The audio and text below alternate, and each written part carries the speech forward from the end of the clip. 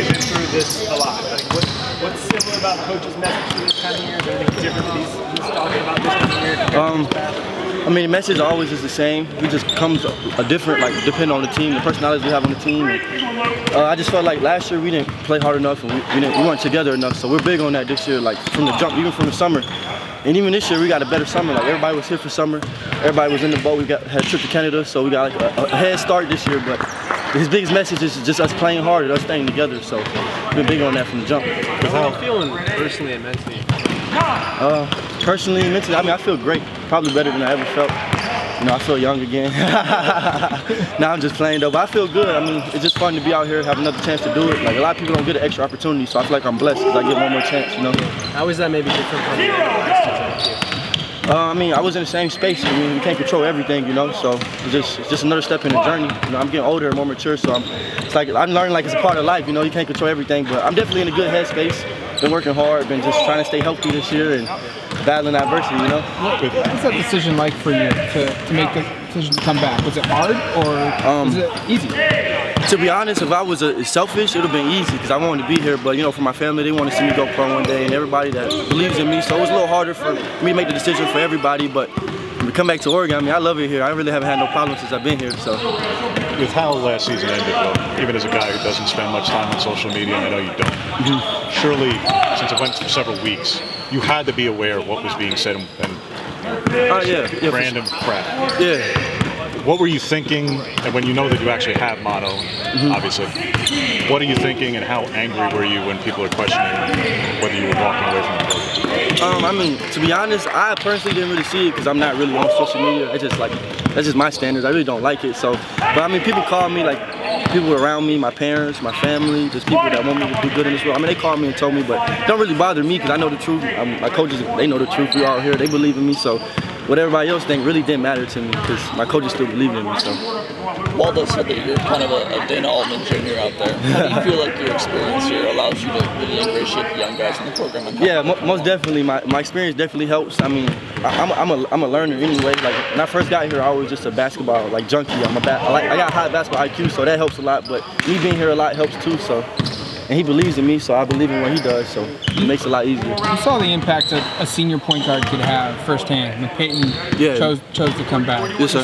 How much do you reflect on things that he did as a senior, as the team's leader, that you're going to be in for this season? I mean, a lot. I mean, I really look up to him. I tell him that all the time wherever I get a chance to. So, I mean, just from everyday things, for me just getting shots up after practice and before practice, I seen him do that every single day. So I take that from his game, and then just his mentality, knowing he put the work in and knowing that people believed in it because everybody watches him put the work in, everybody watches me put the work in on a day-to-day basis. So I know my teammates believe in me, so it's like it gives you like a lot of extra confidence. How often do you talk to him? I mean, I don't say I'm talking to him all the time, but like when I do shoot him a message here and there, I just let him know. We all kind of default to the oldest players become the leaders, and that's not always true. Yes, sir. And you were an older guy last year, and last year this team had a leadership issue. You said yes, all sir. season, Waldo just said it, Coach just said it. How do you try to take that on more when it was an issue for this team last year? Not saying you specifically.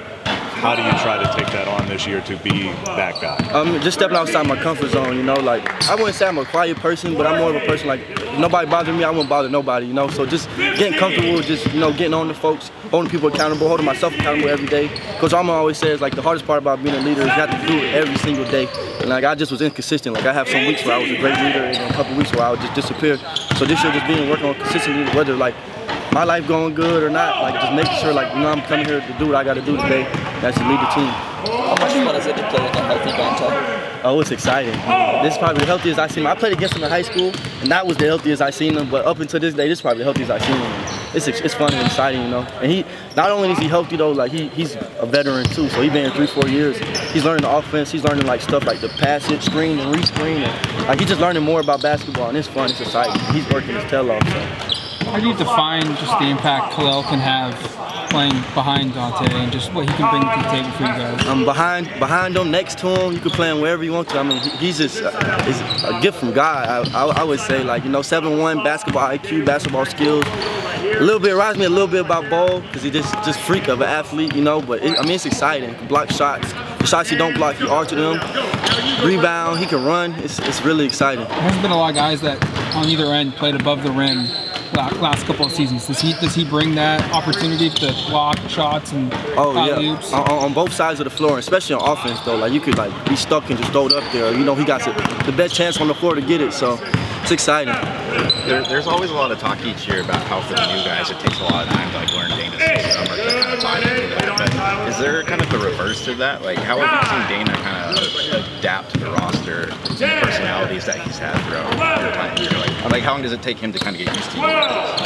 I mean, to be honest, I think he does a great job from the jump. I mean, each year, it's not really on him, it's on the players to buy into the system because he comes with the same message. It may be a little different according to our personnel, but he comes with the same message every year. So it's really on our team. Like my freshman year, it took us up to like early January, December for us to turn it on. Like, and we turned it on and went on a run. So each team is different. Last year, we just never hit the curve. Like a couple games we played, everybody thought we was there, but the next we'll come back. And I guess that's on leadership and just us buying into the system. But I mean, we got a head start this year. We was in Canada playing early, so I feel like we got great personalities too. So everybody's really bought into the system. Outside of the actual basketball, what was your favorite part of the Canada trip? We went from one mission, was the basketball part. I mean, it was fun to be in Canada, but I'm not really there for fun, you know. I was there on a mission, so. I imagine it's a good time to get to know your teammates. Yeah, for sure. Yeah, and we're a pretty close team, so like after we probably go all eat together or we hang out with each other every day. Like a couple groups, but we all group together, you know. So it's just fun, exciting. For like 7 or 8 years now, going back to your high school days, a lot of your playing career has been in part defined by guys you were around. You were around Davion and McCown. Yes, sir. When you transferred for your senior year, you were at a powerhouse. Powerhouse, yeah, exactly. Here you were with Peyton, you were with Chris, with all these other guys who obviously have had success, gone to the NBA, those sorts of things. No matter what you do now, there are no other chances. This is it. This is it. Exactly.